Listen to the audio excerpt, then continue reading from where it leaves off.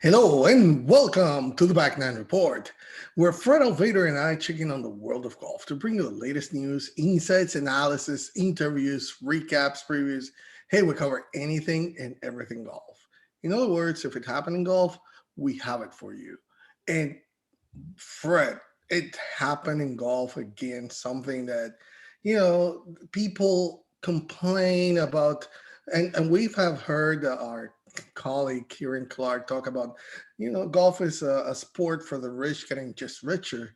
And seems like it's true. I mean, there's an article in Golfweek by Golf Channel's contributor Eamon Lynch about this. So let's talk a little bit about it. But first of all, how are you today? Well, I'm great, Carlos. Although we had 4 inches of snow here in Toledo last night, but it was all gone. It was all melted by about 4 o'clock this afternoon. So it's all good. It's typical April in Ohio, no problem. Hey, Carlos, the PGA Tour has always been about rewarding players for their performance on the course. The best player every week gets the big check and the fame and the endorsements and everything that goes with it, right? The guys that are playing poorly, they slip out of town quietly on Friday night to work on the games for a few days before they have to tee it up the next week on Thursday. Yes, there's the FedEx Cup and the Wyndham Rewards program that reward players for year-long performance on the course, but culminating with that $15 million FedEx Cup playoff win. That fills up a few bank accounts right there. Well, evidently, these programs, these millions of dollars, the 370 or $380 million that the PGA Tour is handing out to, a couple hundred, maybe 250 golfers every year, isn't enough. So they had to come up with something else. Well, what they came up with is it's called a PIP. And so what they're doing is they're going to reward players who promote the game and themselves and their sponsors on Facebook and Twitter and all those kind of things, right? So they're putting $40 million into this fund, and it started January 1. So at the end of the year, 10 guys are going to split this $40 million. I think the first place gets $8 million, and it goes on down from there. It's the Player Impact Program. And so this kind of maybe has been started because of the Premier Golf League, that Saudi Arabia money has been behind, trying to get the best players in the world to come over, and they're throwing all this money around and all these little perks and all these different things. So the PGA Tour felt they had to do something more for maybe the players that aren't playing all the best. For example, Ricky Fowler. Ricky Fowler has a big Q rating, right? Does a lot of social media posting. People love him. He does a lot to help his sponsors. Well, his impact score would be very good. He could share in this $8 million, even though he had a terrible year on the golf course. So, it's just, I don't know, Carlos. I'm a little put off with this, to be quite honest with you. And I kind of wanted to get your take on it. Do you feel that the PGA Tour should be handing out money, $40 million worth of money, to players who do a lot of social media tweeting and all that kind of thing, even though their golf game may be crap? Well, let's put it from this other perspective, right? Because we have always talked about the players getting all this money and all that, but let's take it a little bit to this other side. Let's say that this is marketing money that they have. Okay, let's say that they're separating $40 million a year for marketing, right? Because this is what this is all about. It's about players enhancing the brand. All right. So if you're going to pay just some companies to do branding and marketing for you and enhance that brand of golf, maybe you're better off if you get the players really buy into it. And hey, I'm just promoting the brand. I'm trying to do it better for you, grow the game at the same time, attract some more fans to it, and do their part in social media, which is really where they're living, right? You're talking about Ricky Fowler. We see him in all those commercials. Jordan Spieth, all those names, big brand names that are really the ones who are going to be the beneficiaries of this.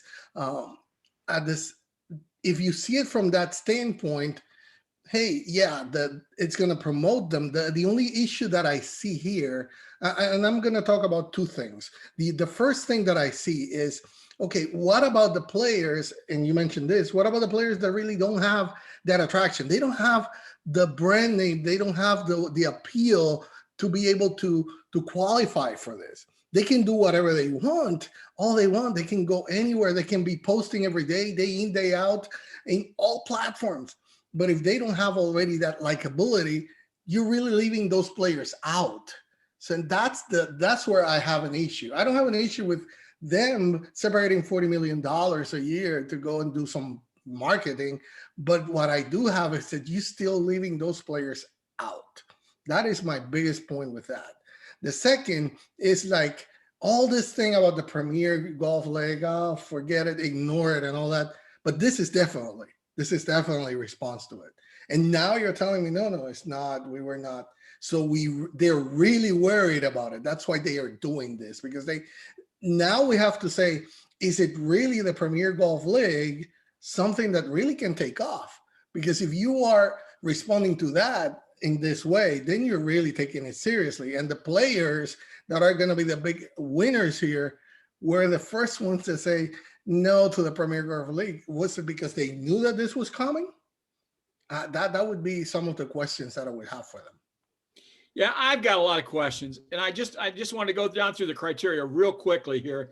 So one, they started out that it was going to be their position on the season-ending FedEx Cup points list was going to be a part of this, but they amended that, and the last letter came out, didn't have that in there.